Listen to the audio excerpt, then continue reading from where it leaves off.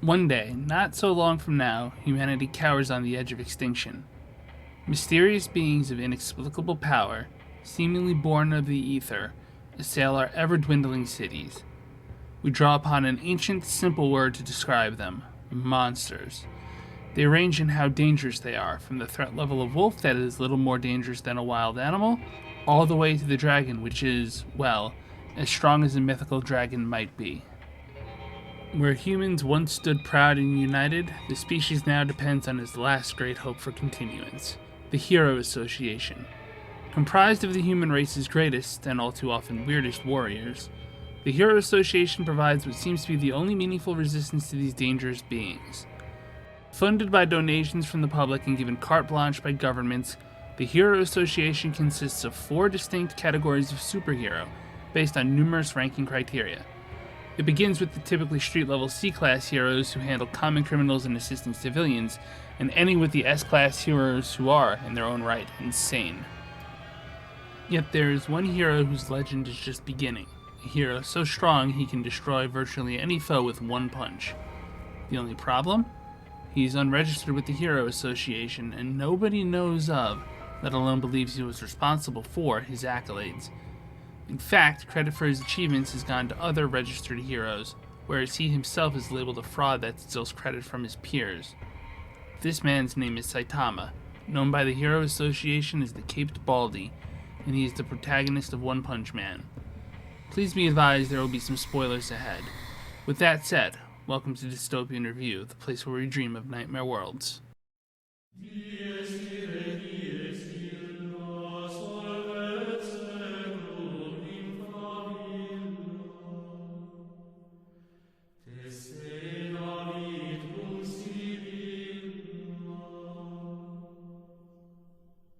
But before we get lost in this nightmare world, a quick advertisement for my recently released novel, Physics Trincarnate. Physics Trincarnate is a superhero story not entirely unlike One Punch Man. Set in an alternate timeline in the year 2016, it stars the projective empath Saffron Latchkey. Saffron has been recruited to an organization of superpowered individuals, including another empath who has worked her way into the presidency of the United States. Over the course of a conflict with another superhuman group, Saffron is forced to come face to face with her past that had left her an orphaned, later adopted child. Ultimately, she has to seize her destiny from those who would manipulate her. It's not exactly dystopian, except insofar as secret groups of superhumans control the fate of the world, but I'd like to think it's a fun story, and if you dig superhero showdowns, you don't want to miss it. You can find a link in the description of this video. Now, back to our nightmare world. One Punch Man began as a Japanese webcomic by an author working under the pseudonym One. He self-published the comic on a website called nitosha.net starting in 2009. One never claimed to be an amazing artist, but the story of his career, much like the themes of his story, is growth through training. His art may not be the best, but his writing is top-notch. By 2011, he'd attracted the attention of Hot Step Award-winning manga artist Yusuke Murata, who offered to collaborate with him. One's storytelling was his strength, while Murata's talent for art was his. Using One's original comic as a background to expand upon, the fruit of their combined efforts was first published in Toonari no Young Jump in June of 2012. An anime adaptation followed in October of 2015. I have to stress that the webcomic and the manga do have somewhat diverging plot lines. The manga has an entire storyline about a separate being known as God that is clearly tampering with the world, while the webcomic focuses more on the conflict between various factions such as the well-known Hero Association, a new team called Neo Heroes, and a group confusingly called the Organization. Since both stories are still in production, it's hard to be sure what the resolution to these conflicts are, let alone how much of the manga's plot is going to make it into the webcomic and vice versa. I've primarily used the manga for these slides, but if you notice the art looking different, that's because I've used either the anime or the webcomic, depending on which did a better job with a given scene. Here's where I point out something that does bug me a little bit about One Punch Man, in that it's a fair bit queerphobic. Puri Prisoner is framed as a negative stereotype, even if he's still written pretty well. The subversion of stereotypes is an important facet of comedy, and I wouldn't say One Punch Man does a bad job, but the phobic jokes exist, so it's worth noting here. Also, the fact that Super Alloy Darkshine is just a guy who worked out a whole bunch, which somehow made him black, is a hell of a literary choice. One Punch Man is set in a world very similar to our own, only that it has a supercontinent and, unless I'm mistaken, 4 moons. It is a world where, on the surface, humanity has solved many of its greatest problems and united under a common banner. Its world also has a capacity for all sorts of supernatural powers, as well as super scientific ones. There are superheroes, monsters, criminals with advanced technology, aliens, cyborgs, and psychics, both of the see the future type and of the telekinetic tear things apart with your mind type. The most notorious of these factions and threats are monsters, often called mysterious beings. Where they come from and why they appear is a mystery, but they range in threat from the tiny wolf to the mighty dragon, a monster capable of destroying an entire city. It is theorized that there is even such a thing as a disaster-level god, threats which can destroy the entire planet, but as yet none have reached the Hero Association's radar. Speaking of the Hero Association, they are an organization funded by the wealthy and powerful of society, especially from those who have lost loved ones to monster attacks. They are dedicated to the eradication of monsters and the preservation of society. Many heroes look upon their work with pride, even if their powers are relatively limited. Others form cliques and factions that compete for power and influence within the association. Heroes are grouped into 4 ranks, with newcomers appointed based on a written and physical exam. C-class heroes are the most common and are considered the weakest, with some of them being little more than humans who just want to help out. There's the B-class heroes, often seen as mid-level jobbers and rumored to be full of factions. There are the A-class heroes, who count among their ranks some of the most famous martial artists in the world, as well as others who have special abilities. But it's the S-class heroes who the world looks to when danger strikes. Typically capable of handling disaster-level dragon threats on their own accord, S-class heroes are understood to be some of the most powerful and strangest heroes in the world. Only gathered together under the most dangerous circumstances, the S-class heroes feature everything from exquisite swordsmen to a man who wears a dog suit to protect his chosen territory of Q City and beyond. What the S-class heroes don't know is that in recent days, many of the most powerful dragon-level disasters have been intercepted by a lone wolf hero. A man who was a hero as a hobby until he was introduced to the Hero Association. He broke all the records for physical performance, but did terribly in the written section of the entrance exam. He was placed in C-class and given the fittingly terrible hero name Caped Baldy. But we'll get back to this light in the darkness in a minute. The world of One Punch Man is on the receiving end of constant threats and blows that are slowly, piece by piece, one city at a time, dismantling human civilization. The Hero Association is finding it harder and harder to keep up with the increasing disaster level of monsters emerging.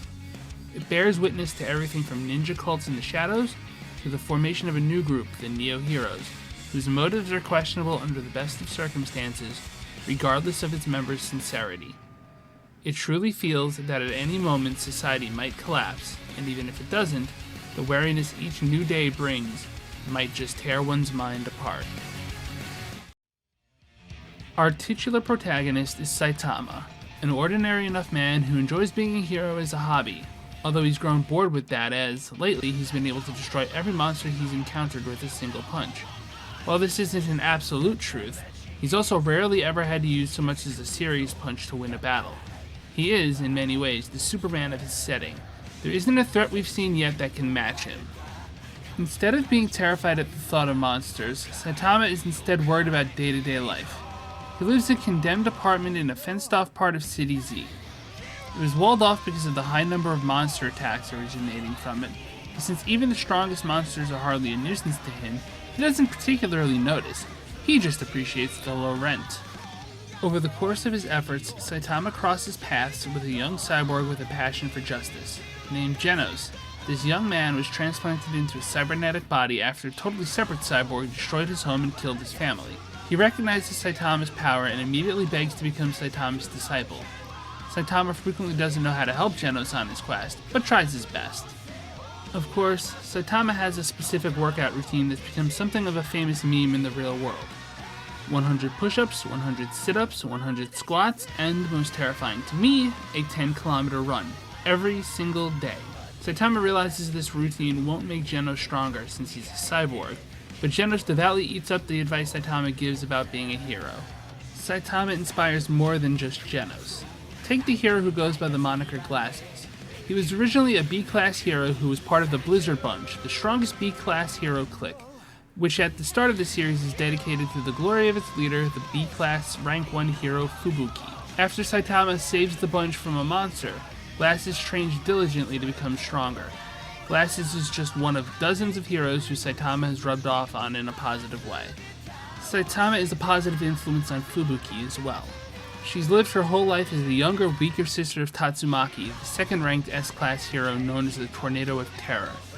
Fubuki encounters Saitama when he finally works his way into B-class, and she tries to bully him to lamentable results. Before long, however, she's found herself caught up in his orbit. Rather than building a power base in B-class, Fubuki decides she wants to take the plunge into A-class and finally catch up to, if not overcome, her elder sister. As far as antagonists go for One Punch Man, in terms of their ability to contend with Saitama, there are only two that warrant mention, and only one with a complete, in-depth story arc. I'm talking about the hero hunter himself, Garou. A former disciple of the S-class rank 3 hero Bang, Garou is probably the most gifted martial artist on Earth, a talent only seconded by his hatred for a society that saw him bullied as a child and simultaneously blamed for it. You see, when it came to watching TV shows, Garou always rooted for the monsters to win, since the justice heroes meted out to them was unfair. To many readers, this might just be relatable. Garou is unique in that he experiences what many might feel is a somewhat traditional shonen anime protagonist arc. He starts off relatively strong, but with many in the world equal to or even beyond him. Yet with each fight he learns something new, surpasses his limits, and grows stronger. His strongest ability seems to be his gift for copying his opponent's powers. For example, he fights Metal Bat, an S-class hero who gets stronger the more excited his fighting spirit becomes. Garou acquires this power, making him much harder for the Hero Association to deal with. Garou dedicates himself to becoming a human monster, climbing a metaphorical staircase towards his goal of becoming the ultimate evil. He does this by stalking and defeating each and every hero he comes across, including crushing a group with Glasses in it and fighting Genos to a draw. He even encounters Saitama a number of times on his quest, though he can never lay a hand on the Caped Baldy. It is only when he reaches his apex in power that he is able to actually stand toe-to-toe with Saitama, even if it's only for a little bit. At the apex of his hero hunt, Garou is unwittingly manipulated by a primordial entity into absorbing a tremendous amount of power, so much so that he is able to warp the fabric of time and space, and has become so radioactive that he's killed everyone on Earth, including a young, so-called ugly child named Tereo that he'd been protecting. It's only through a time-warping grandfather paradox that he's able to escape a fate similar to, but different from what he'd dreamed of. It's worth noting that the webcomic handles this chain of events differently, with Garou at least appearing to gain his superb abilities in a monstrous form from his own inner drive. You see, Garou had wanted to become a symbol of fear to make humanity behave better toward the downtrodden, not to simply destroy all life. He believed might made right, and that only the strongest monster could make humanity right. Instead, he killed everything off and was only rescued from his fate by the same Saitama he viewed as an embodiment of the unfairness that was hero society. We've already addressed many of the thematic elements in One Punch Man, but if there's one that stands out and deserves immediate reiteration, it's the idea that being a hero comes from the heart and not from a title. For example, when he, a mere C-class hero, arrived late on the scene and crushed a monster called the Deep Sea King, the crowd talks down about the others who the monster had defeated. Saitama turns around and gives them false credit for weakening the Deep Sea King, preserving their honor and reputation at the cost of his own. We repeatedly see that both hero classes and monster disaster levels are prone to being erroneous, meaning power levels are bullshit. For example, Saitama's exploits as a rogue hero were always credited to an ordinary-seeming man who just happened to be in the same vicinity as Saitama's battles. This man became known as King, the strongest man alive and an S-class hero to boot. Yet he is, for all intents and purposes, an ordinary man with extraordinary luck. Is his luck a superpower? Maybe. Does his heart beat with such a ferocity that it terrifies monsters into suicide? Sure. But he is, at heart, a coward who struggles to become stronger and hates that he's got the unearned weight of being a legend on his shoulders. We also strongly seize upon the theme of growth through hard work. Saitama might be the strongest hero, but he starts off in C-class because he's bad at written exams. Yet through his deeds and actions he climbs the ranks, eventually making it into A class, and leaving the other heroes wondering how it is that they've never heard of someone as powerful as him. They begin to believe they're the ones out of the loop, mainly because they are. All of these themes combine into one overwhelmingly powerful punch, the sort that Saitama might throw. While the world of One Punch Man is certainly more hopeful than other dystopias we've explored on this channel, it is still a world in crisis, with society on the verge of collapse and with casualties mounting. To borrow from my friend who said it best, One Punch Man is more a dystopian setting than a dystopian story, but just as our world can break down and become dystopian, it can improve and become, if not utopian, then at least better than it was. We have hope that Saitama might fix the world, but he's easily sidetracked with personal issues, and there is little guarantee that he'll be able to overcome the paranormal threats ahead of him. After all, it really is the world that needs to change to save itself.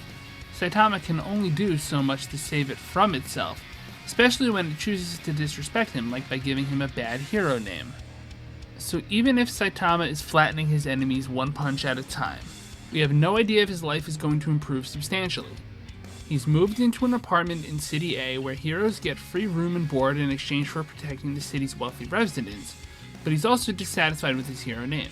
To be fair, Cave Baldy is a pretty bad one, and I'd be asking for a better name too, and maybe better pay as well. At any rate, that's where we'll leave this nightmare world behind.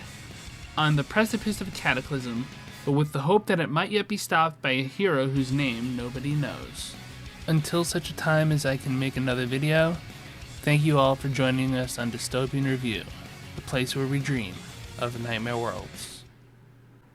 I want to thank you all so much for joining me in this dystopian review of One Punch Man. It's been a great honor to have a chance to talk to you about one of my favorite literary tales, and I hope it's inspired you to get out there and do a little hero as a hobby work yourself. I also hope my audio settings have been a bit better for this one. I've changed up my production approach, moving away from voiceovers through Audacity and towards Streamlabs. I feel like this has been the best move I could have made, but I guess we'll know that from our final product. I want to give credit where it's due. Props to One for the webcomic, Yusuke Murata for the manga, Studio Madhouse for Season 1 of the anime, and JC Staff for Seasons 2 and hopefully this decade, Seasons 3 of the anime. I used almost exclusively official soundtrack music, except for the ad read where I used a song called Ghost of the Abyss by Carl Casey at Wipeout Audio, and the series title theme of DS Irae. This is where I encourage you to check out our other videos. If you like this style of presentation, we've got dystopian reviews of Berserk and Warhammer 40k on tap. If you're daring enough to experiment with some of my older format videos, I've looked at things ranging from the Terminator franchise to Shadowrun, as well as some novels and even the occasional lamentation about the dystopian aspects of our very real world. Lastly, just to satisfy the engagement goblins, don't forget to like, share, subscribe. Leave a comment to recommend a series for me to cover next. I don't have anything clawing at my mind at the moment, but maybe I've just forgotten something good. Maybe you'll have a great idea. Don't forget to check out my novel Physics Trincarnate, link in the description below. See you in our next Nightmare World.